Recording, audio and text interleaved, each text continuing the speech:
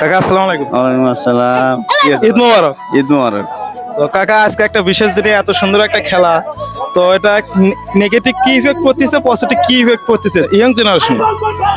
এটা আসলে প্রথম নেগেটিভটা বলি। নেগেটিভ হচ্ছে এখানে যে জিনিসটা হয়, আমাদের মাঠের সংকট থাকার কারণে আমরা আগে যে মাঠটাতে খেলতেছিলাম ওইটাতে বেশি মজা হয়, এখানে আসার পরে মজাটা একটু কমে গেছে।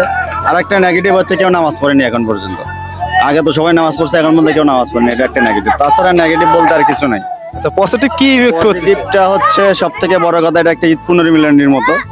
এখানে আসলে সবার সাথে সবার একটা দেখা হয়, আনন্দ হয়। সেই ক্ষেত্রে সবাই একদিনের জন্য হলো সবার সাথে কমিউনিকেট হয়, এটা আসলে সব থেকে পজিটিভ। আর তার পাশাপাশি আমরা সারা জীবন কখনো খেলি না, একটু শরীর চর্চা হয়, এটা একটা পজিটিভ দিক। আরো পজিটিভ দিক, যদি আমরা সুস্থভাবে খেলতে পারি, এখান থেকে অনেক কিছু শেখারও আছে, যে আসলে বড়দের কিভাবে সম্মান করতে হবে, ছোটদেরকে কিভাবে নিয়ে একসাথে মিলেমিশে চলা যায়, এগুলো হচ্ছে পজিটিভ। আচ্ছা, ধন্যবাদ। ধন্যবাদ।